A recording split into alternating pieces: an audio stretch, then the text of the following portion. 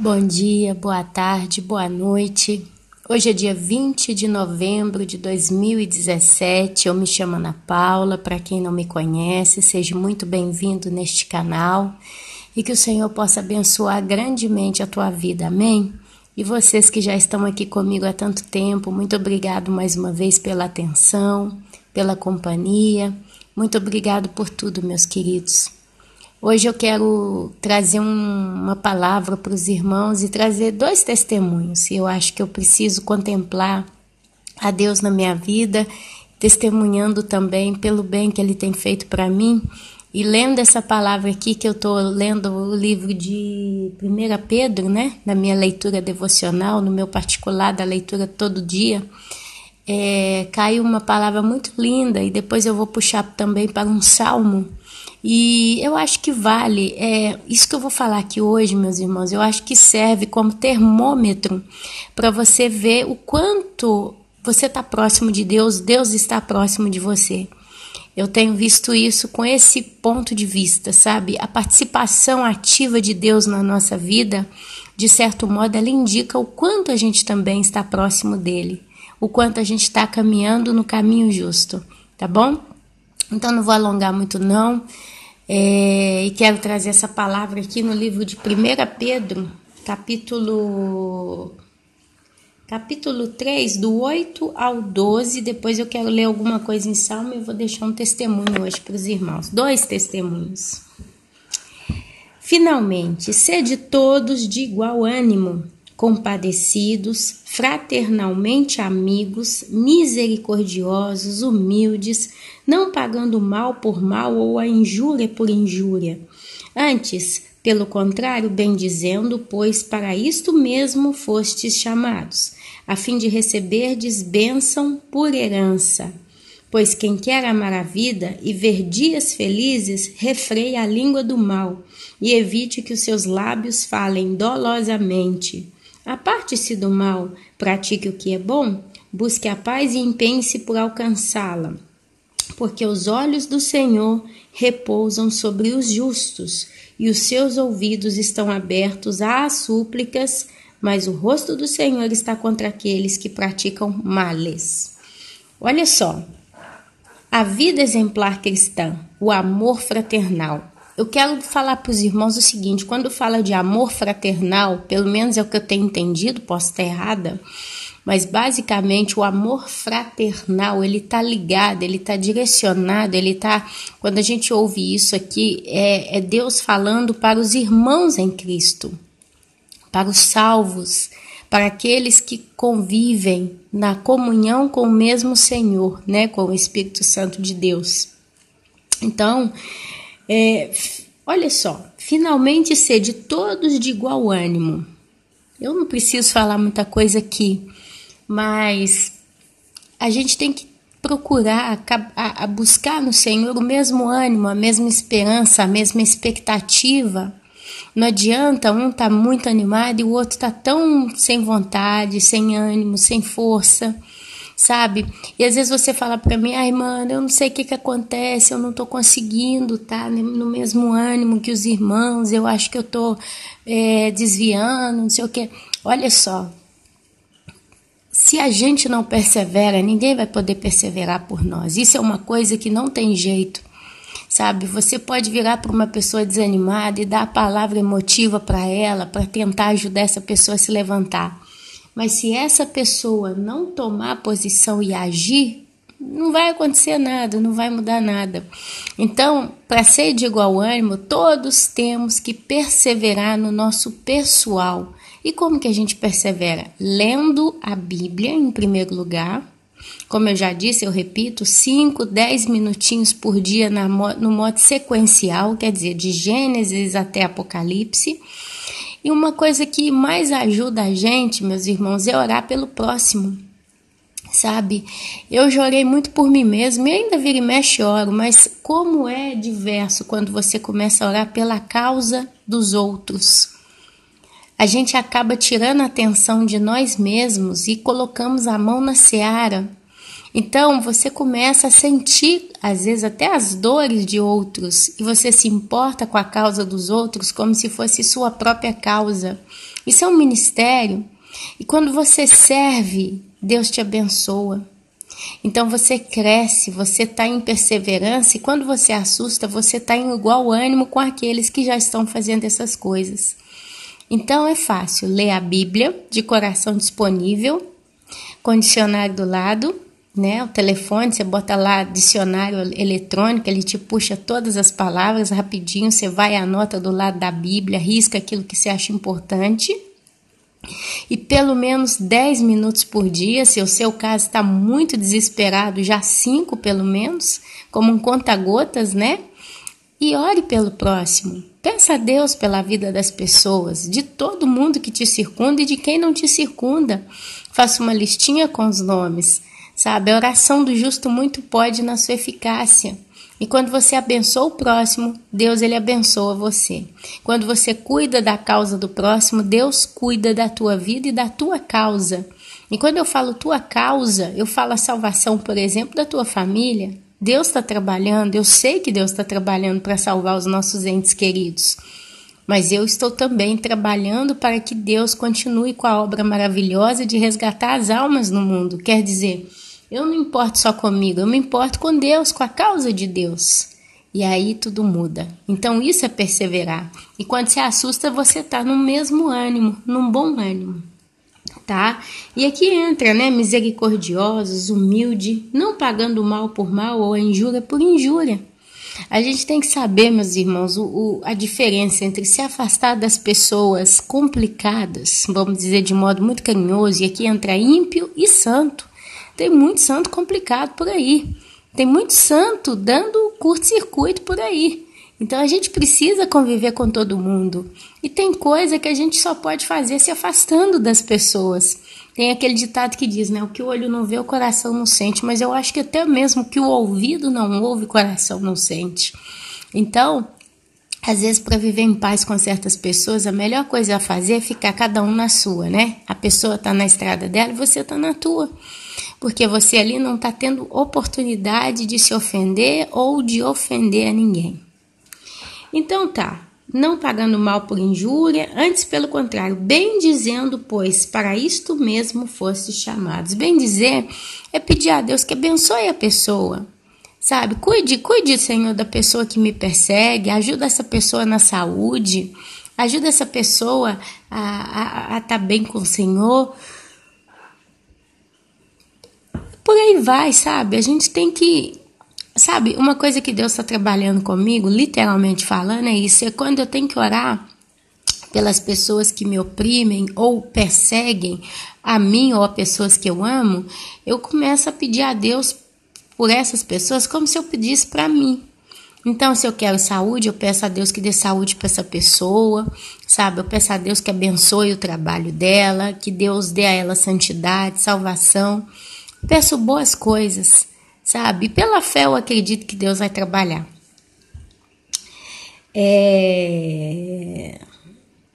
A fim de receberes bênção por herança. Olha só, antes pelo contrário, bem dizendo, pois para isto mesmo fostes chamados, a fim de receberes bênção por herança. A herança, tá? São bênçãos espirituais nas regiões celestiais. A gente tem que ter consciência que Deus cuida da gente aqui nesse mundo, como tem cuidado de mim, eu vou dar o testemunho. Mas o nosso foco e atenção tem que ser entendido que a maior bênção que nós podemos receber são nas regiões celestiais, são bênçãos espirituais por herança. Quer dizer, eu ainda vou herdar de Deus bênçãos que eu não sei, é onde eu vou contemplar o que os meus olhos não viram, o que os meus ouvidos não ouviram e o que ainda nem chegou no meu coração. Amém, meus amados? O que está lá preparado para você à base de galardão, de bênçãos espirituais nas regiões celestiais. A gente não tem como imaginar o que está lá. Eu peço um pouquinho de desculpas, irmãos, eu tive dor de cabeça a noite inteira. Então, nem dormi hoje, posso dizer, né? Desde ontem foi uma dor tão pesada, parece que a minha cabeça estava sendo cortada com uma faca por detrás. E eu dormi muito mal. E agora, para mim, são quase 10 horas da manhã. Hoje eu ainda estou meio meio mal mesmo, não tô bem. Mas eu vendo esse texto aqui, eu falei, gente, isso é bênção. E para começar a semana com uma palavra dessa, eu acho que a melhor coisa que eu posso fazer é compartilhar, né? Eu não vou reter isso só para mim. Então, às vezes eu fico com sono aqui, tô tendo dificuldade, mas os irmãos tenham paciência comigo, porque realmente eu não tô muito bem hoje não, tá? Mas olha aqui, quem quer amar a vida e quer ver dias felizes, refreie a língua do mal e evite que os seus lábios falem dolosamente. Se você, meu irmão, quer amar a vida, amar a vida é um negócio, é o seguinte, ontem a gente estava jantando na casa da minha sogra e veio um assunto de ofensa, né? Minha sogra estava comentando, tinha o sogro e o cunhado, e minha sogra estava contando a história de uma mulher que virou pro marido e falou que queria mudar a página, queria mudar de vida. Aí esse marido parece que atirou na mulher, sei lá o que aconteceu, ou quis atirar, eu não sei a história. Aí meu sogro começou a falar, mas eu vou, como é que é? Eu vou arrebentar com a minha vida por causa de uma mulher, por causa de uma fêmea, né? E depois ele falou, se fosse por causa de um filho, por causa de um parente, né, um neto, eu até poderia me arrebentar a vida, né? Né não, Ana, né não?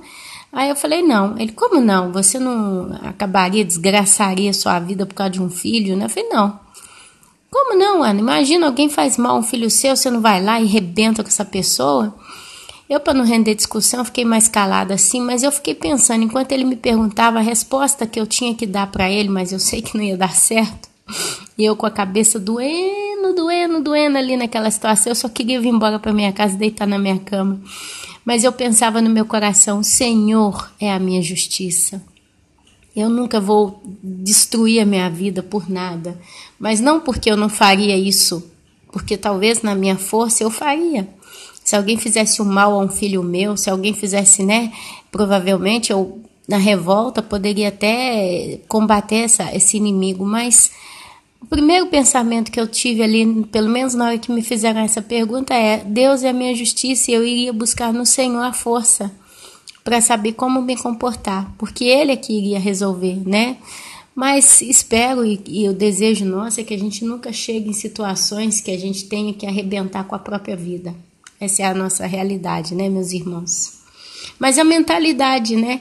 Enquanto a mentalidade dele era uma mentalidade de desaforo, de vingança, de indignação, a minha primeira mentalidade, pelo menos naquela hora, foi pensar, Deus é a minha justiça, Ele é que vai fazer a diferença, como sempre faz na minha vida.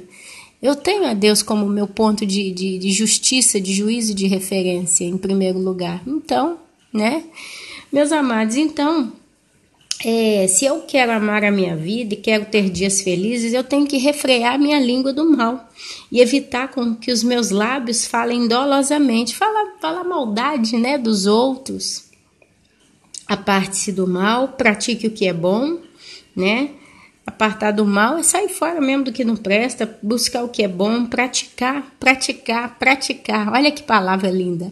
Praticar a bondade é um exercício para o nosso espírito, porque os olhos do Senhor repousam sobre os justos. Quer dizer, Deus ele olha para o justo com descanso, ele está ali sempre, sabe, atento à necessidade do justo. E os seus ouvidos estão abertos às suas súplicas. Eu vou dar dois testemunhos aqui. E depois eu quero ler o livro de Salmos 35.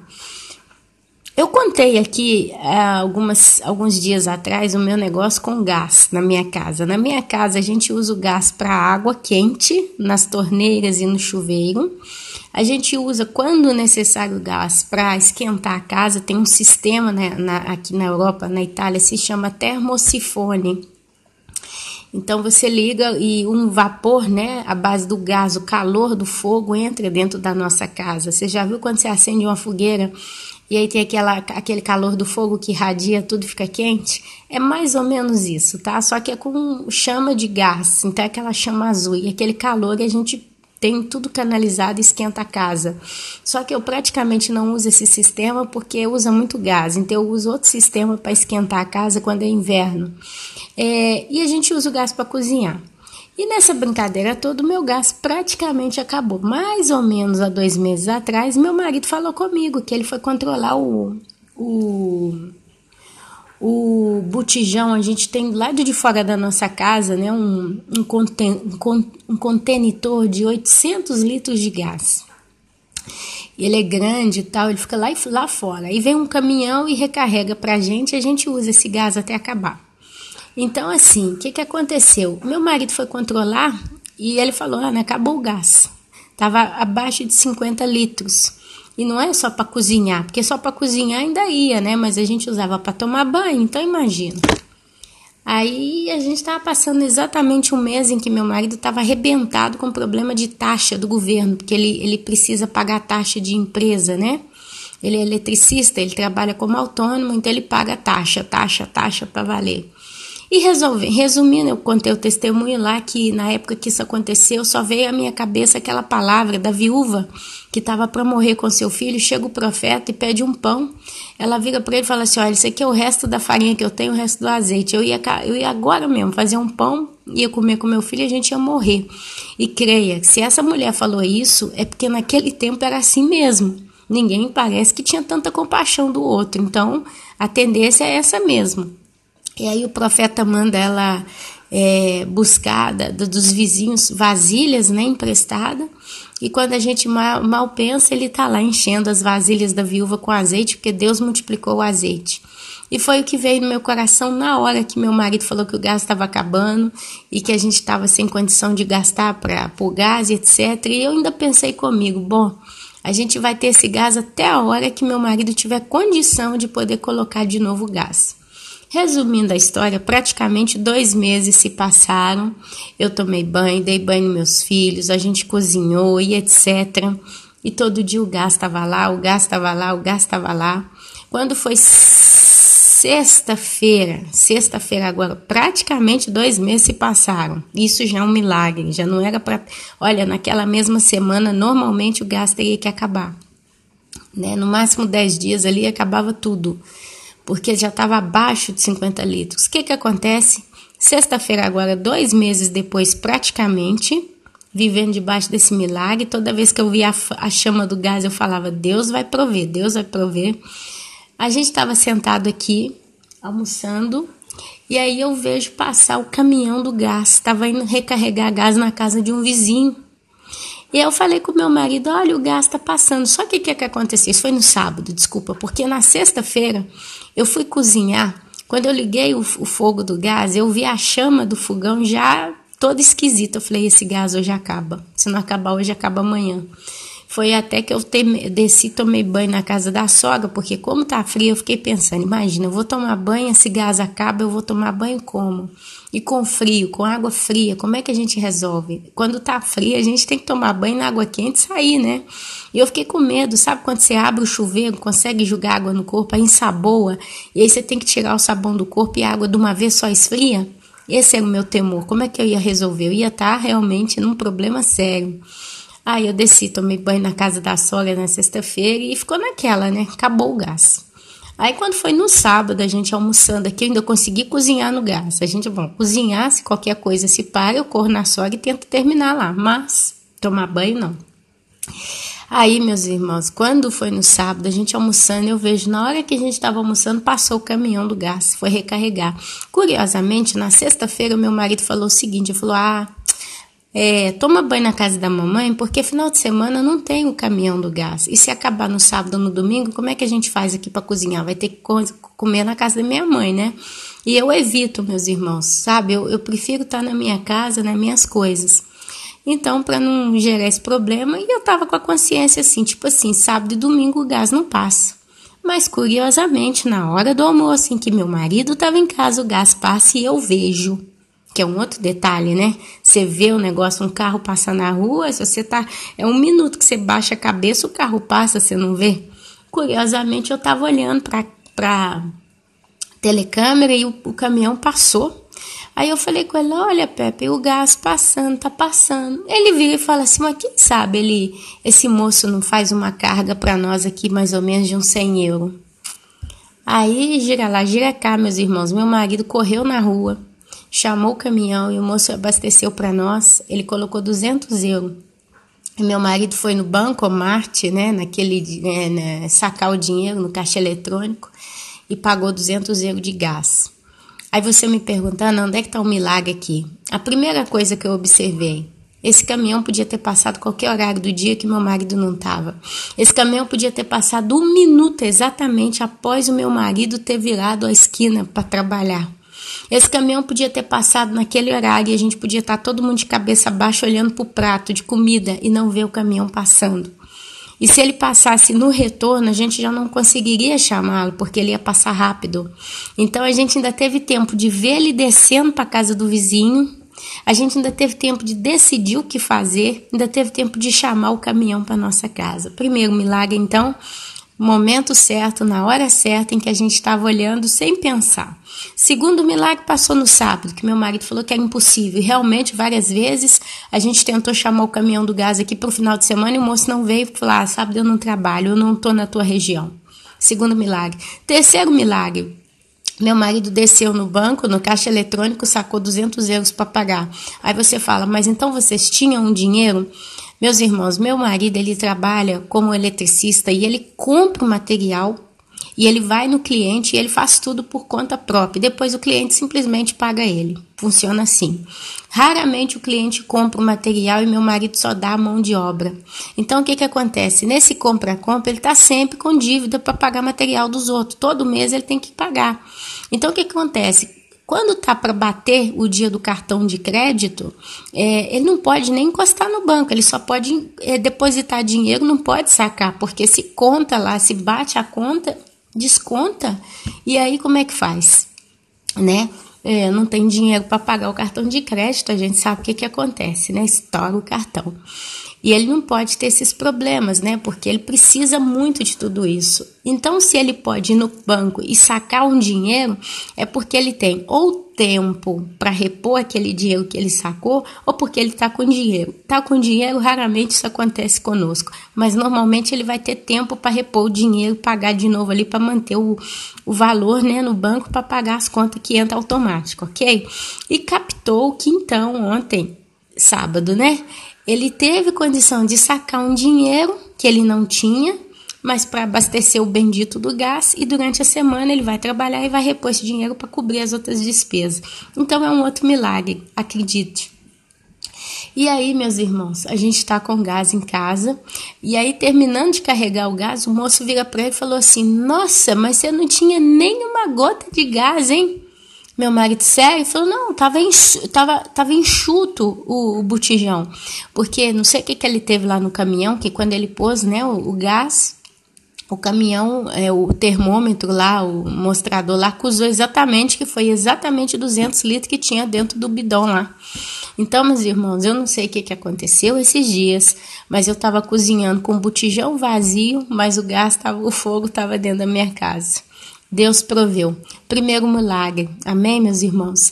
Então, Deus, né, os olhos do Senhor repousam sobre os justos. Eu, Ana Paula, sou justa? Como ser humano na prática cotidiana, eu vou dizer que não. Porque a gente pensa mal, a gente pensa errado, às vezes a gente fala o que não deve, a gente faz o que não deve. Porém, o meu coração está descansando na palavra de Deus. Se Deus falou que Ele proverá, amém, Deus vai prover.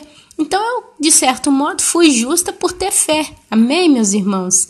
E descansei, eu não fiquei alarmando, eu não fiquei durante 2 meses na cabeça do meu marido, o gás vai acabar, o gás acabou, você controlou o gás, vai lá ver se tem dinheiro para pôr gás, mas não tem. Não, eu calei a boca, eu descansei e cozinhei 2 meses, como se o botijão tivesse estourando de gás, cheio de gás. Amém? Então, foi uma justiça. A segunda coisa que aconteceu, já esse mês é a segunda vez, né? Nós fizemos compra nesse mês já, passaram-se uns 20 dias. E assim, o negócio de fazer compra funciona da seguinte forma. Ou você faz uma boa compra e isso requer muito dinheiro e você fica o mês inteiro, às vezes até mais, despreocupado em comprar nada para dentro de casa. Ou você faz aquela compra justo com o necessário. Se você compra o necessário, mais ou menos 15, 20 dias depois, você tem que fazer de novo uma outra comprinha, né? E de 100 em 100 a gente enche o papo, né? De grão em grão a galinha enche o papo.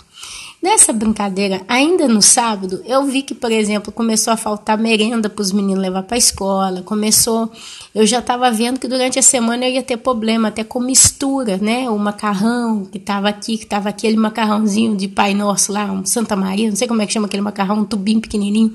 Você comer isso todo dia, Deus me perdoe, mas é difícil, né? Entre outras coisas. Então, meus irmãos, nessa história toda, a minha compra também já estava escadente e estava na hora de fazer alguma coisa. E eu vi ele pôr o gás, eu falei, eu não vou nem falar que está acabando alguma coisa, apesar dele saber. E foi no domingo de manhã que eu não tinha muita opção de dar de café para os meus filhos, né? Dar eles um pão, tinha acabado tudo praticamente. Tinha alguma coisa, mas menino sabe como é que é, né? Tem que ter um certo ritmo do que se come numa casa. Resumindo, meus irmãos, ele vira para mim e fala assim, vamos fazer o seguinte, vamos sacar 100 euros, vamos no supermercado? E aqui na Itália tem um supermercado popular, que você encontra bons produtos com preços baixos. E aí ele falou, vamos lá no tal supermercado com 100 euros, meus irmãos. Quando ele falou 100 euros, eu falei, poxa, não é que dá para fazer muita coisa com 100 euros, mas... é um bom supermercado, pelo menos um básico, um ovo, um pouco de macarrão, a gente dá um jeito de comprar. Resumindo a história, fomos eu e ele lá, com 100 euros. Pegamos o carrinho. E ali, como ele sacou o dinheiro em contante, né? E ele estava com o cartão que, se por acaso passasse o valor, ele passava o resto no cartão, porque normalmente sempre foi assim. Eu, dentro do supermercado, fui despreocupada. Eu fui pegando tudo que me servia. Eu lembrava, eu pegava. Por exemplo, eu peguei 2 tubos de pasta de dente, só para dar um exemplo aqui, né? Em vez de pegar um só, eu peguei 2. E ali eu fui pondo coisa no carrinho, enchi o carrinho. Quando eu assustei, enchi o carrinho. O carrinho estava bem cheinho mesmo. Ali eu já pensava, bom, 100 euros aqui, eu acho que não vai dar não, acho que vai passar. Mas como meu marido está aqui, ele está com cartão, eu fiquei despreocupada, meus irmãos. E fizemos as compras, rodamos o supermercado todinho, é um grande supermercado, rodamos tudo, pegamos tudo, fomos passar no caixa. E o detalhe, naquele dia meu filho tinha que ir no aniversário de um coleguinha da classe dele. Meu menino estava assim, eu quero ir porque é meu amigo, não sei o que. Eu falei, como é que eu faço esse menino? Eu vou gastar 10 euros de presentinho assim e eu não tenho nenhum pão para dar para café para esses meninos durante a semana. É justo que eu faça isso, né? Ou uma coisa ou outra. E eu até comentei isso com meu marido. Nesse supermercado a gente comprou um presentinho de 10 euros, um joguinho de colorir, né? Eu consegui comprar esse presentinho, eu falei, bom, agora eu tenho que comprar o papel para encartar esse negócio, uma sacolinha de papel para, né, fazer a embalagem do presente. Se sobrar dinheiro, a gente vai no chinês, senão vamos ver como é que eu consigo resolver o problema. Resumindo a história, passamos para pagar a compra e a menina passando coisa, queijo, leite, creme de leite, que a gente faz o macarrão, às vezes tem que ter um creme de leite, foi passou, né, os negócios tudo, álcool, passa. Aí na hora de dar o resultado, eu falei, agora vamos preparar, porque deve passar o cartão. Ela vira pro meu marido e fala assim, 99 euros e 40 e poucos centavos. Eu não lembro o valor fechado dos centavos, mas foi menos de 50 centavos, 99 euros. Eu sei que ela me voltou, acho que 60 centavos ou 50 e alguma coisa, eu não lembro, mas foi centavos, meus irmãos. Ela ainda me deu o troco. Quando ela falou 99, eu olhei assim e falei, meu Deus, o Senhor multiplicou a compra. Meus irmãos, normalmente quando a gente tem dinheiro contado, eu vou ser sincera, eu vou com a calculadora e vou com a lista e eu pego o essencial. Mas no domingo eu peguei tudo que eu achei que servia e fui pôr no carrinho. E deu 99 euros e alguns centavos. Esses centavos foi o valor que me serviu para parar numa lojinha chinesa e comprar uma sacolinha de papel para encartar o presente. Custou 60 centavos.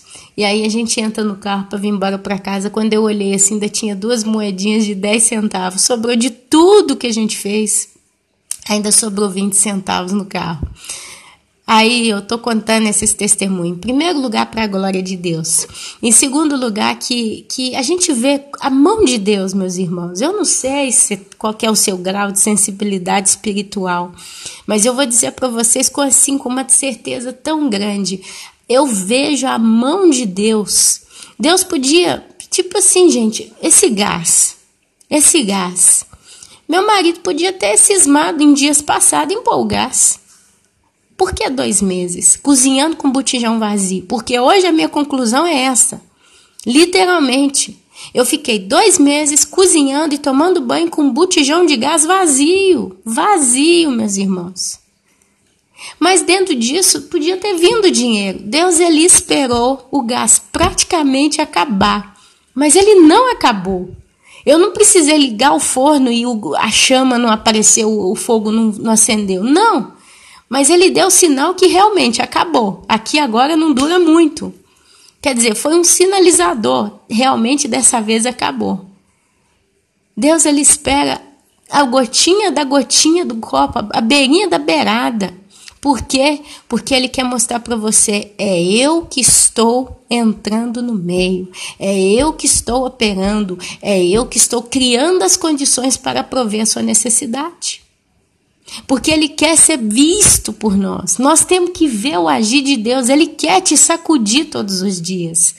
E ele faz isso nessa maneira. Eu não vou pôr o gás uma semana depois que ele viu lá que está acabando, porque aí não vai parecer um milagre. Mas eu tenho que esperar passar tanto tempo para que na lógica da cabeça deles, eles entendam que realmente era impossível ter o gás depois de tantos dias. Mas teve o gás. E eu vou suprir isso na hora em que ele tiver condição de tirar o dinheiro do banco para repor ainda na semana e ficar sempre tranquilo. As compras para casa. Ok, o marido está lá, o cartão está lá para pagar. Se passar o valor de 100 euros, ele vai passar e vai pagar. Mas eu quero, por ser uma obra de milagre, fazer ela encher o carrinho de tal modo que ela pense na cabeça dela, vai dar mais de 100, mas eu vou passar 99. 99, número de provisão, né? Foi o número da minha provisão ali no domingo. Por quê? Porque Deus, ele quer mostrar, eu estou na tua vida, eu estou provendo, os meus olhos estão descansando, repousando sobre a tua vida, os meus ouvidos estão abertos às suas súplicas. Deu para entender, meus irmãos? E são esses milagres que te sinalizam quanto está a tua vida espiritual com Deus. São detalhes que nos mostram, Deus, ele está na minha vida. Às vezes você está desesperado, porque está passando problema, e mesmo no seu desespero, Deus está provendo. Mas você está tão desesperado que você não está conseguindo ver a mão provedora de Deus. E aí você vai vivendo de alívio em alívio. Mas Deus, ele quer que nós acalmemos o coração para ouvir a voz dele. E a voz de Deus, ela vem muitas das vezes no meio das provisões. É por isso que eu estou contando esses testemunhos com detalhes, para que os irmãos examinem a própria vida e localizem o agir de Deus. E eu vou dizer para você, se Deus está agindo na tua vida, significa que tem algo muito bom aí com você.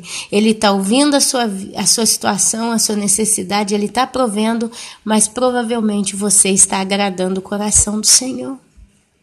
Você não está sendo rebelde, você não está sendo, promíscuo, você não está transgredindo as coisas de Deus. Às vezes você não está tão bem, forte, quente com ele, mas você ainda está com um coração que ele ainda vê. Tem temor no coração desse filho. Presta atenção nessas palavras, são reflexões que eu acho que cada um tem que tirar o seu exemplo pessoal, mas eu contei o testemunho porque esse testemunho aqui, meus irmãos, ele serve de exemplo e eu sei que ele vai edificar a vida de muitos. Eu podia ter deixado para lá, porque alguém poderia dizer, mas é uma compra, né? Deu certo, a matemática ali bateu. Não, meus irmãos. Podia tranquilo, porque todas as vezes passa o valor em dinheiro e a gente tem que completar com cartão de crédito. Mas nesse momento ele fez questão de fazer 99, não sei quantos centavos. Pecado que eu esqueci os centavos, mas foi um valor que eu fiquei assim, na hora eu vi, gente, isso é Deus multiplicando. É ele falando para mim, eu tô aqui. milagres que Deus faz na nossa vida é uma forma dele olhar para você e, com o modo do milagre, ele dizer: eu estou aqui, eu estou aqui, eu estou aqui. Crê somente. Entendeu? A gente precisa aprender a ouvir a voz de Deus. E eu quero ler aqui para terminar, porque realmente hoje eu não tinha que nem estar gravando aqui, não tinha nem estar fazendo isso. Eu ainda tenho que tocar o barco da minha casa aqui, que eu não estou bem. Meu menino está em casa também, reclamando de dor de cabeça. Mas a primeira coisa, o mais importante que a gente tem que fazer é testemunhar o mover de Deus na nossa vida e abrir os olhos daquele que talvez ainda não está percebendo essas coisas. A gente tem que ter sensibilidade à voz de Deus, e a gente tem sensibilidade vendo os milagres e a provisão dele na nossa vida. Salmo 34, eu poderia ler só um pedacinho, mas eu quero ler ele todo, porque Davi falou daquilo que eu estou falando aqui, através do Salmo. Olha só. Bendirei o Senhor em todo o tempo, e o seu louvor estará sempre nos meus lábios. Quer dizer, total e constante gratidão de Davi para com Deus. Gloriar-se-á no Senhor a minha alma. Os humildes o ouvirão e se alegrarão. Engrandecerei o Senhor comigo, e todos a uma lhe... Engrandecei o Senhor comigo, e todos a uma lhe exaltemos o nome. Olha só, Davi chamando a gente para glorificar a Deus o tempo todo. Por quê? Busquei o Senhor e ele me acolheu. Livrou-me de todos os meus temores. Olha eu falando que eu não fiquei no pé do meu marido por causa do gás o tempo todo por 2 meses. Eu descansei. Eu glorificava a Deus. Quando eu vi o foguinho balançou, Deus proverá. Eu bendizei a Deus. Bendizer é abençoar, amém? Bendizer é abençoar. Então é como se Davi estivesse falando: eu estou abençoando a Deus, dando glória a Ele. Abençoar é bem querer, é desejar todo o bem que Ele possa ter, receber, reconhecer a glória dEle, o bem dEle, o bom dEle, tá bom? Então, Ele livrou os meus temores. Contemplai-o e sereis iluminados. Olha só, contemplai-o e sereis iluminados. É o que eu estou dizendo. Eu vi o milagre nos detalhes. E eu contemplei aqueles detalhes e fui iluminada. Qual foi a iluminação que eu recebi? Deus dizendo para mim: eu estou aqui. Na hora do caixa no supermercado, 99 euros, não sei quantos centavos. Ana Paula, eu estou aqui. O gás passou, eu vi na hora que ele passou. Ana Paula, eu estou aqui. Você não está lembrando do gás, mas eu estou preocupado. Quer dizer, em vez de eu, Ana Paula, me preocupar, entrar em processo de ansiedade, Deus estava literalmente prestando constantemente atenção na situação toda. E ele falou: agora está na hora de eu dar o gás para eles. Eles vão pôr o gás. Agora está na hora dele passar a compra dentro do valor que ele determinou. E eu vou abençoar e ela vai encher o carrinho. Então eu fui iluminada. A mensagem final que eu recebo é Deus dizendo para mim: eu estou aqui. Aqui aonde? Na sua vida. Eu estou vendo você, eu estou acompanhando sua vida. Você não está sozinha. E quando a gente entende isso, nós somos iluminados, meus irmãos. Quando a gente entende a presença constante dele operando em nossa vida, a gente se sente protegido, seguro. E detalhe, a gente tem plena convicção que se a gente ora, ele está escutando. E do mesmo modo que ele provê uma compra no supermercado, um gás que não tem e ele faz funcionar, ele vai prover muito mais as coisas que a gente pede. Porque eu não pedi ele para me ajudar com as compras. Eu não pedi. Eu não fiz uma oração. Não, claro, eu falei: oh meu Deus, ajuda, nos dias, né? Falei: oh meu Deus, ajuda que a gente consiga fazer uma comprinha para casa, que dê tudo certo. Mas não foi uma oração chorada: ai meu Deus, me ajuda que eu estou morrendo de fome. Não, eu só citei, eu só coloquei a questão diante dele. Quantas vezes eu, Ana Paula, só coloco uma questão: olha Deus, é como se você avisa para o marido: ó, meu marido, chegou a conta de luz, tem que pagar. Mas não é que você faz um clamor para o seu marido toda vez que tem que pagar uma conta de luz. Está dando para entender o que eu estou querendo dizer? Nós somos iluminados, meus irmãos. A gente tem consciência que Deus ele está constantemente conosco. Nós não estamos sozinhos, abandonados ou somos órfãos. Mas por que o sofrimento? Porque aperfeiçoa o nosso caráter. Mas no meio do sofrimento ele envia a provisão. E ainda que ele não envie uma provisão direta, a indireta vem do mesmo jeito. Quer dizer, ainda que você morra num hospital, porque você está doente, você está chorando, pedindo a Deus saúde, às vezes a vontade dele não é te dar saúde para você continuar, mas é recolher você e te levar para um lugar muito melhor. A gente precisa ver a presença de Deus em tudo. Isso aí é cada um que tem que ver na sua situação pessoal. Amém? E o vosso rosto jamais sofrerá vexame. A gente não passará vergonha. Meus irmãos, durante a semana passada eu pedi para minha cunhada uma colherzinha de açúcar, porque o café estava na mesa e eu tinha dinheiro para correr lá no supermercado e comprar um pacotinho de açúcar. Mas não sei o que aconteceu, acho que choveu demais, eu sei. Mas na hora que me serviu, eu pedi uma colherzinha de açúcar. Mas eu não estou todo dia batendo na porta dos outros, me dá açúcar, me dá café, me dá sal, me dá feijão, me dá arroz. Raramente, meus irmãos, eu peço algo para alguém, raramente. A tendência é que eles me peçam, eles me pedem, eu abençoo. Então eu não sofro vexame. Clamou este aflito, e o Senhor o ouviu, e o livrou de todas as suas tribulações. A Bíblia fala, resisti ao diabo e ele fugirá de vós. O que isso significa? O diabo também traz tribulação na vida do santo. Mas se você resiste ao diabo, ele foge de você. O que significa? Você está em santidade, você tem consciência do agir de Deus na tua vida. É onde Satanás perde. A única coisa que faz Satanás perder de investir contra a tua vida é ele entender que não adianta investir. Ele pode te enviar um caminhão para te arrebentar na estrada, mas ele sabe, se ainda que ela morra, ela vai morrer glorificando a Deus. Então, o que vai adiantar? Eu lançar setas investidas contra essa pessoa, se tudo ela vai ver sempre a mão do Deus dela agindo. Resistir ao diabo, ele fugirá de vós. A palavra é tão pesada, se você ver essa frase ao pé da letra. Fugir. Imagina o diabo fugindo de você. Uau! A gente vê isso quando a gente está iluminado pela sabedoria que vem do alto. A gente começa a ver literalmente o diabo fugindo da nossa vida. A gente vê só... Sabe quando ele foge? Quando você sabe que o diabo está fugindo da tua vida? Quando você consegue ver só o mover de Deus nela.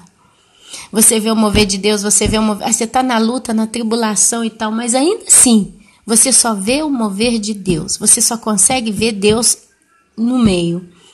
Quando você chega nesse ponto, pode ter certeza, o diabo já está fugindo de você. E as tribulações é Deus que está deixando você vivê-las para quê? Para aperfeiçoar o teu caráter e te crescer em santidade. Clamou este aflito e o Senhor o ouviu e o livrou de todas as suas tribulações. O anjo do Senhor acampa-se ao redor dos que o temem e os livra. Ah, então tem anjo de Deus no meio de todo mundo? Não. Ah, Ana Paula, e o anjo de guarda? Não existe esse anjo da guarda que a Igreja Católica ensina. Mas o anjo do Senhor, ele acampa-se ao redor, ele está ao redor daqueles que temem a Deus. Então, se você teme a Deus, o anjo do Senhor está ao redor de você, ele te está dando livramento. Livramento esses que a gente nem imagina, meus irmãos. Às vezes você está caminhando numa rua e atravessa a rua, não vê nada acontecendo.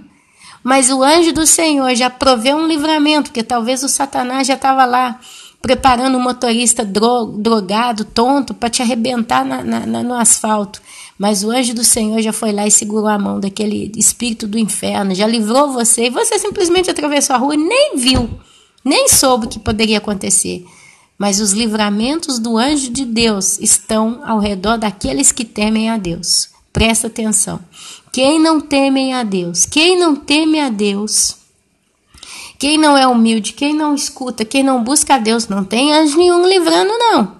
É por isso que a gente vê tanta desgraça, gente se matando, gente sendo assassinada, gente tendo problemas terríveis e fatais.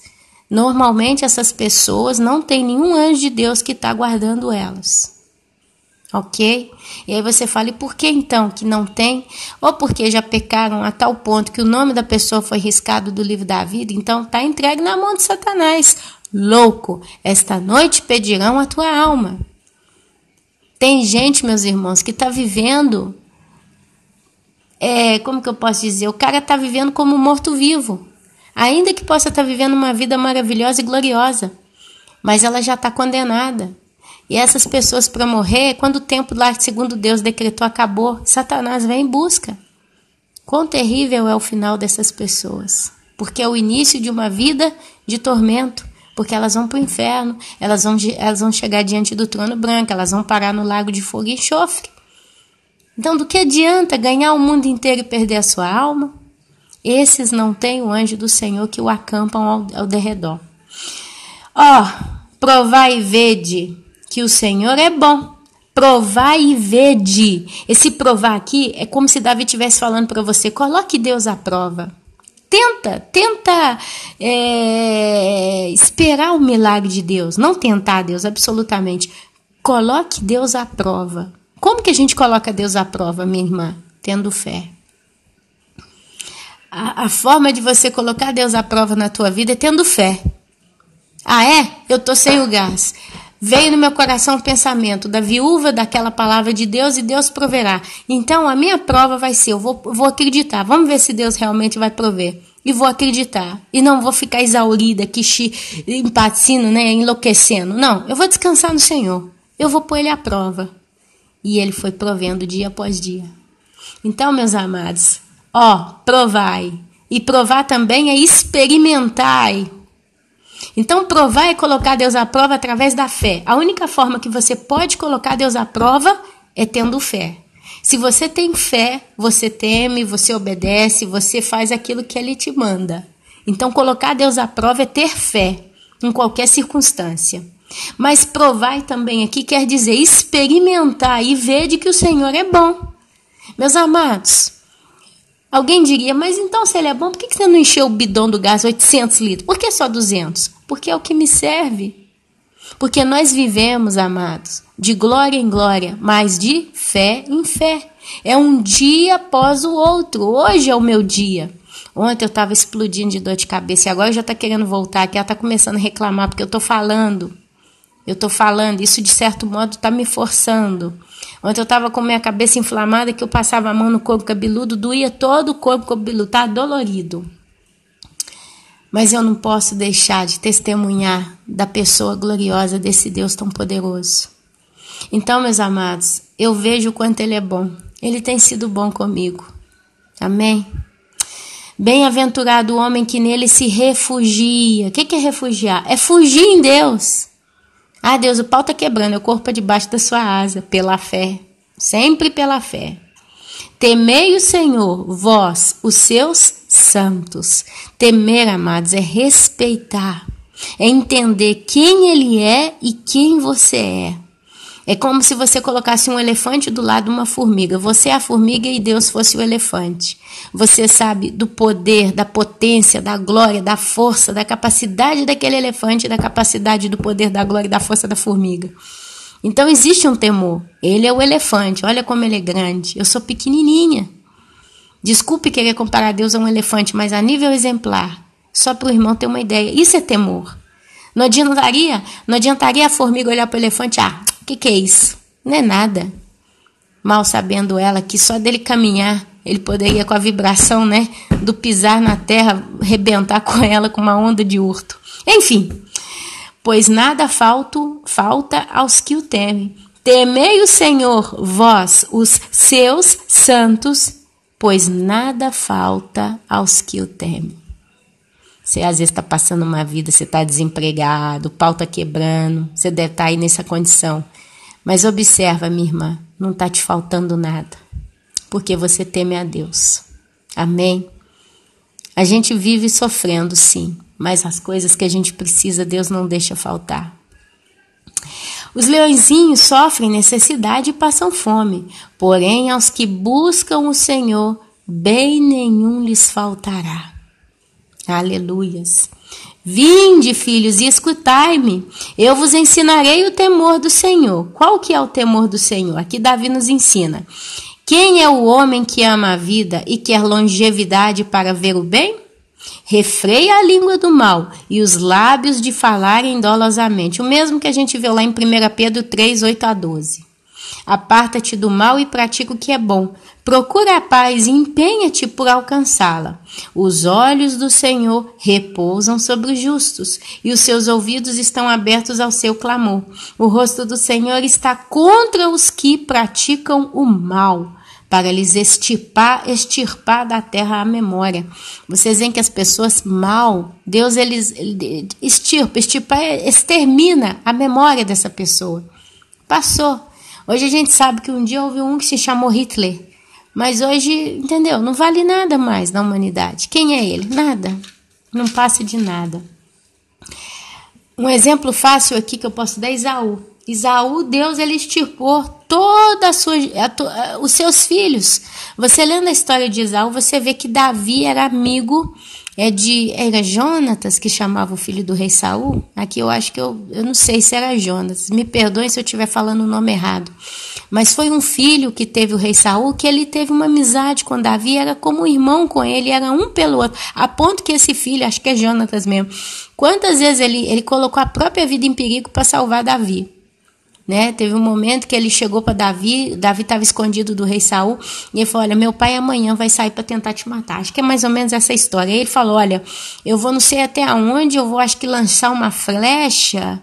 Ele falou assim, eu vou dar um sinal para você, você vai entender. Dependendo do sinal, você foge, porque meu pai vai vir para te matar. Se eu não der o sinal, você volta pro castelo. Um negócio assim, meus irmãos me perdoam. Tem tanto tempo que eu li tantas histórias, mas eu lembro por alto, tá? Mas os irmãos, eu agradeço a Deus que vira e mexe, vocês colocam aí as referências bíblicas, explicam aí, porque tem quem lê o comentário e fala, a irmã Ana Paula falou, e aqui tá alguém provando que ela realmente falou que tá na Bíblia. Então, muito obrigado. Quem quiser colocar referência, fica à vontade nos comentários. Vocês estão me ajudando e fazendo a obra de Deus também. Enfim, e até Jonatas morreu. Ele morreu assassinado na guerra, porque ele foi com o pai para combater uma guerra que ele não tinha que ter ido, o pai dele não tinha que ter ido, ele foi, o Jonatas foi e mataram, puf. Porque se ele sobrevivesse, por mais que ele era amigo de Davi, meus amados, por mais que ele tinha em Davi um irmão, e você pode ter certeza que Jonatas chegou ao ponto de entender que Davi seria rei. Mas pela regra, pelo correto da estrutura, né, da hierarquia das coisas, Jonatas teria que assumir o reino. Se morresse o pai, morresse todos os outros filhos, a herança do reino ia ficar para Jonatas. E a palavra de Deus não se cumpria. Então o que Deus fez? Deus colheu a vida desse homem, provavelmente ele está no céu, para colocar Davi no trono, porque esse era o propósito de Deus. E a estirpe de Saul, ó, acabou. É claro que depois Davi achou um parente, um primo, um sobrinho, sei lá, do rei Saul e colocou ele na corte, na mesa do rei, não sei o que. Mas a nível hierárquico, realmente em quem poderia assumir o poder ali, Deus levou tudo. Porque Saul não temeu a Deus. Clamam os justos e o Senhor os escuta e os livra de todas as suas tribulações. Gente, eu reconheço que tem irmãos que todo dia tá matando leão. Eu conheço uma que todo dia mata um leão. É minha irmã de sangue, é Luana. Todo dia essa menina mata um leão. Meu Deus, como que ela tem sofrido há anos. Mas por incrível que pareça, ela clama a Deus e Deus escuta e todo dia Deus ajuda ela a matar o leão do dia. Às vezes você está vivendo uma vida assim. Você fala, irmã, Ana, todo dia eu tenho problema. Ana, você não tem ideia. Eu não lembro qual foi o dia que eu tive tranquilidade. A paz, uma paz assim, não tem problema. O telefone não toca, não sei quem me ameaça, não sei o que. Não sei o que. Todo dia, Ana. Todo dia é uma loucura, minha vida. Eu já levanto com medo. Porque eu não sei o que está vindo por aí. Quando pensa que resolveu, vem uma outra bomba. E assim tem sido os meus dias. Então, olha, eu estou vivendo em aflição, porque eu tenho sido queimado, né? Deus está modelando o vaso realmente com violência, vamos dizer assim. Porém, tem clamado o Senhor e Deus os escuta. E todo dia Deus ajuda você a matar o leão. Tem gente que, em vez de falar, Deus, como é que é Deus? Eu estou desesperado, não estou aguentando mais. Tem gente que chegou num ponto que fala, Deus, qual que é o leão de hoje que nós vamos matar? Que nós vamos resolver? A gente fala assim, meus irmãos, mas você que está passando por isso, você sabe o que eu estou dizendo. É pelo milagre que a gente tem vivido. E os livre de todas as suas tribulações. Perto está o Senhor dos que têm o coração quebrantado e salva os de espírito oprimido. Opressão, né?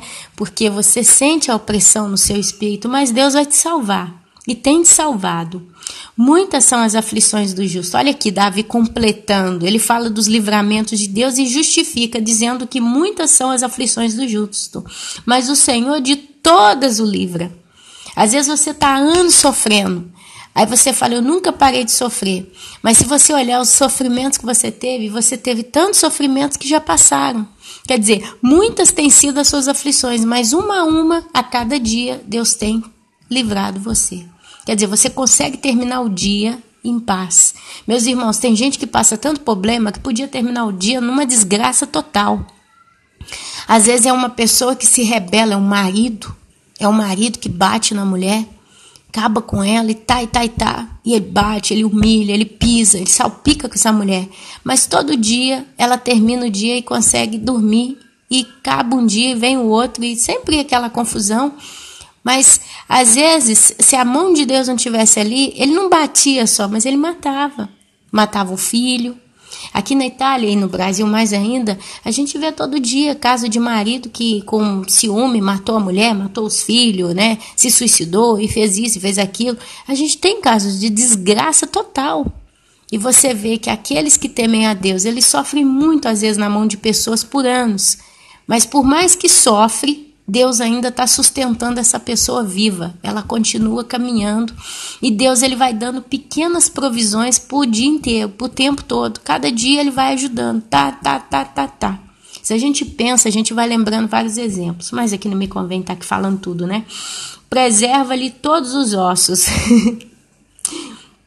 Nenhum deles sequer se quebrado. Sabe por que a Bíblia fala tanto do osso que não é quebrado? Ou do osso que quebra? Você vê, por exemplo, quando o nosso amado Jesus foi crucificado, a Bíblia fala que ele sofreu, mas nenhum osso do seu corpo foi quebrado. E eu sempre me perguntei, mas por que osso? O osso daqui, osso dali? Porque, amado, se a gente para analisar, o osso, ele é a estrutura do corpo. Ele é que mantém o corpo em pé. Ele é que mantém o corpo ereto, direito. A estrutura de Jesus não foi quebrada na cruz. Ele se deu, ele morreu. Mas você vê que a fé, que o temor e a vontade de Deus foi glorificado no coração de Jesus até o último respiro. Por isso que simbolicamente pode ser que tenha outro significado também. Mas eu acredito que um dos significados do porquê que nenhum osso de Jesus foi quebrado foi para mostrar para nós que a estrutura espiritual dele foi sempre a mesma. Ele nunca pecou. Ele nunca errou com Deus. Ele sempre foi perfeito em tudo que fez. A estrutura dele se manteve intacta até o final. Então, quando a Bíblia fala, preserva-lhe todos os ossos, nenhum deles sequer será quebrado, no caso de Deus agindo para com o justo, eu acredito que espiritualmente ele está querendo dizer para nós, ainda que a vide não floresça, né, e a terra não dê os seus frutos, ainda que os montes se lancem ao mar, ou que a terra trema, hei de confiar, não olhe as circunstâncias, olhe o teu amor, o amor de Deus, não me guia por vista, alegre estou. A estrutura do santo não se rompe, não se quebra, não se abala. E aqui eu justifico essa palavra lembrando daquele que constrói a sua casa sobre a rocha. Vem o vento, a tempestade e a casa não é abalada. Então, quando eu acredito que a Bíblia fala de ossos, eu acredito que ela está querendo trazer para nós o entendimento da estrutura espiritual. Amém, meus irmãos? Eu não vejo outra explicação senão, porque que sentido tem, né? Posso estar errada, mas posso estar certa e pode ser um dos motivos. O infortúnio matará o ímpio. O infortúnio, a falta de sorte, a tragédia, a desgraça, né? Matará o ímpio. E os que odeiam o justo serão condenados. Olha que Deus falando como as coisas são. O Senhor resgata a alma dos seus servos, e dos que nele confiam, nenhum será condenado. Então, meus amados, é o que eu estou falando. O santo, ainda que ele perca a sua vida física, como diz o Senhor, que a gente não tem que temer a morte, né? São os mártires e aqueles que vão embora. Mas a palavra de Deus termina aqui dizendo para você que Deus ele resgata a alma dos seus servos. A Bíblia fala, a alma que pecar, essa morrerá. A alma que morre é a alma que é condenada ao inferno e mais tarde ao lago do fogo e enxofre. Mas a alma que não peca, ela será resgatada por Deus. A alma, o homem que teme a Deus e confia no Senhor e entrega nele todos os seus caminhos, Deus resgatará a tua alma. Então, meus queridos, essa é a palavra que eu tinha para hoje. Espero ter sido muito clara, né? Eu quis trazer esse testemunho. O testemunho, ele veio, na realidade, para enquadrar, encaixar e justificar, né, o que Deus está fazendo na minha vida. E eu agradeço mesmo, agradeço a Deus demais, porque eu vejo realmente, eu tenho essa sensibilidade de reconhecer o agir do Senhor nas coisas mínimas e nas máximas que eu tenho vivido. E eu acho que isso é já um grande dom, reconhecer o que Deus está fazendo na minha vida. E eu espero que você também, minha amada e meu amado, reconheça também o mover de Deus na tua vida, porque isso é importante, a gratidão. A gente, como ser humano, a gente quer sempre que as pessoas sejam gratas a nós pelo bem que fazemos, ou não, vai me dizer que não. Deus, a gente, por exemplo, se você faz um bem a alguém, você espera a gratidão, você espera que essa pessoa vire para você e te agradeça, você espera reconhecimento. Agora, Deus também, de certo modo, Ele quer que você entenda que é Ele que está agindo na tua vida. Quer dizer, nós temos que reconhecer que existe um Criador que fez todas as coisas e tem trabalhado para o bem daqueles que o amam. Então, a gratidão é um sentimento de Deus na nossa vida. Então, não seja ingrato com o Senhor quando Ele te faz um bem. Em nome de Jesus, reconheça e louve a Deus. Levanta a mão para o céu, agradeça a Ele o pão de cada dia, o copo d'água. Gente, pode parecer besteira, eu vou falar um negócio aqui um pouquinho pesado, constrangedor. Mas até quando você vai ao banho, faz xixi, você vai ao banho, faz cocô. Desculpa o modo pesado aqui, que às vezes ofende, né? A gente às vezes fala certas coisas e fala, nossa, que ofensa, irmã Ana Paula, que você tá falando. Mas, meu irmão, a minha mãe, ela já cuidou de muita gente, muito velhinho, e são pessoas que faziam na fralda. E uma vez eu tive que ajudar ela, minha mãe teve que sair, sobrou pra mim. Eu não consegui, Ana Paula, eu não consegui limpar a velhinha. Eu falei com a minha mãe, quase chorando, falei, mãe, desculpa, mas eu tentei, mas não consigo, mãe.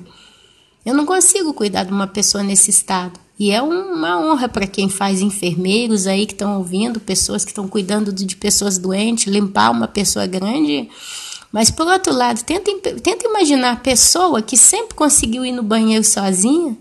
É tão bom, meu irmão. Você vai no banheiro, faz suas necessidades e se limpa, sem ninguém, você fecha a porta, né? Você está na sua privacidade.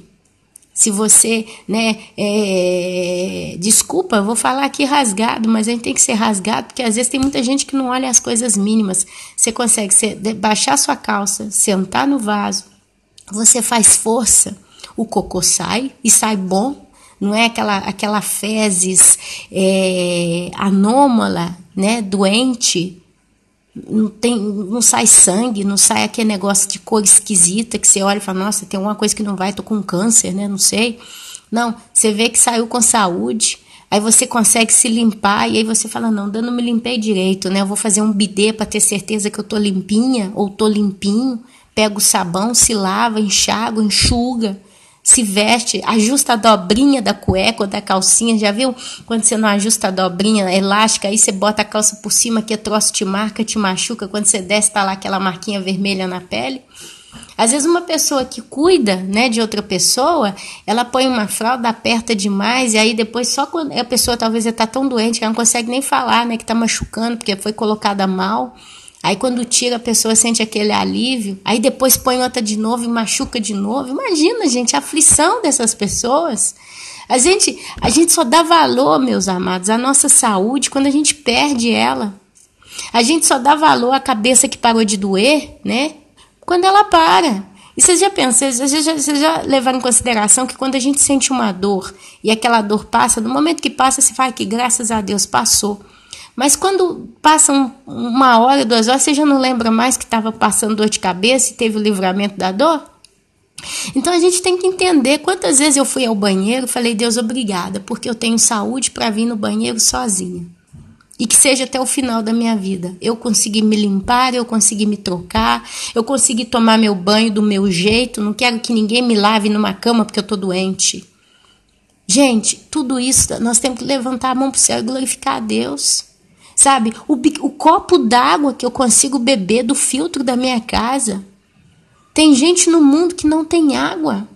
Se você olhar aí, tem uma foto no Google do menininho e de um velhinho. O velhinho tá fazendo xixi numa latinha para o menino beber o xixi do avô, para ver se o menino morre desidratado. Tem uma foto dessa aí na África. Sabe, gente bebendo água de rio sujo, água podre, porque não tem outra fonte d'água. Gente bebendo água cheia de terra, aquela água amarela, e o povo bebendo aquela água porque é a única água que tem. E a gente tem água. Quantas vezes a gente desperdiçou com a mangueira lavando, né, do quintal de fora? Não que isso seja errado, a gente tem que lavar, mas lavar o suficiente. Eu, quando eu vou lavar de fora, eu primeiro varro o máximo que eu posso, junto o lixo todo, cato com a pazinha, guardo na lixeira e depois eu lavo. Se eu vejo que está sujo, eu jogo água assim, banho, sabão, esfrego tudo e depois eu enxago. Eu procuro, às vezes um copo d'água, né? Se encher o copo d'água, eu não quero terminar de beber porque foi muita água, eu evito. Não vou dizer que eu faço sempre, porque às vezes a gente faz tanto automático, tanta coisa, né? Mas eu evito jogar aquela água fora. Eu vou e jogo numa planta. Sabe, eu tenho valor, meus irmãos. Quando sobra comida no prato, é claro que eu não reaproveito essa comida, porque aí é porcaria. Mas eu já cozinho de modo que eu tento cozinhar o suficiente para ser o suficiente, que todo mundo come, eu não jogo nada fora. E creiam, raramente eu jogo comida fora na minha casa. Então são detalhes, meus irmãos, que eu penso hoje porque eu lembro, poxa, Deus me deu. Eu não posso desperdiçar. E até esse cuidado, esse zelo em tentar gestir a coisa desse modo, é um modo de eu ser grata a Deus. Eu sou grata a Deus com tudo, meus irmãos. E eu falo para vocês assim com consciência. Deus me conhece, Ele sabe. Eu procuro ser grata a Deus todos os dias da minha vida. Eu procuro ser reconhecente, né? Reconhecer realmente que tem a mão de Deus nos mínimos detalhes. Eu raramente quebro alguma coisa, eu raramente cuido de modo desleixado, igual eu tenho um óculos aqui, tá aqui na minha mão, custou 15 euros. Esse óculos é para leitura, porque minha vista chega num ponto que ela já fica tudo embaçada, né? Teve uma irmã querida que disse, Ana Paula, eu tô apodrecendo por dentro, mas ela tá doente, ela tem problemas de saúde, usa remédios e tal, e esses remédios realmente estão acabando com ela. Mas querendo ou não, meus irmãos, todos nós estamos morrendo fisicamente. Todos nós, de um modo geral, estamos, entre parênteses, como que apodrecendo aos poucos, né? Porque a gente é perecível, né? Nós somos orgânicos e somos falhos e etc. E temos a condenação do pecado, que é a morte. Então, se Jesus não arrebata, a gente vai morrer. Mas esse óculos, às vezes, sabe, ele tem uma bolsinha, eu ponho sempre na bolsinha, porque eu tenho um medo tão grande de eu pôr ele de modo que ele arranha, sabe? Então, é zelo. É ter zelo, é ter respeito pela vida e pelas coisas que o Senhor nos dá. Isso também é um modo de ser grato. E, de certo modo, a gente passa a ser visto como justo quando a gente se comporta assim. Então, eu convido a você, minha irmãzinha, meu irmãozinho, sabe, a ser grato a Deus com tudo. E faça essa oração. Fala, Deus, me ensine a ser grato ao Senhor, com o Senhor, nos mínimos detalhes. Amém, meus irmãos? Isso são também sacrifícios de louvores. Louvor não é música. Tem gente que acha que louvor é só cantar. Não, louvar é loudar, é exaltar a Deus. E reconhecer a presença dele em todas as coisas é também um louvor constante. Amém, meu irmão? Procure ser grato a Deus e veja quanto que a sua vida vai melhorar. Amém? Eu vou parar porque minha cabeça está reclamando, eu já estou abusando demais. Vou tentar publicar esse vídeo hoje, não sei se eu vou conseguir pelo horário, não estou em condição de correr muito. Se eu não conseguir publicar hoje, amanhã, terça-feira, ele vai estar no ar. E eu espero que seja de grande bênção para a vida de quem escutar. Que o Senhor vos abençoe, vos guarde e vos proteja. Amém, amém, amém.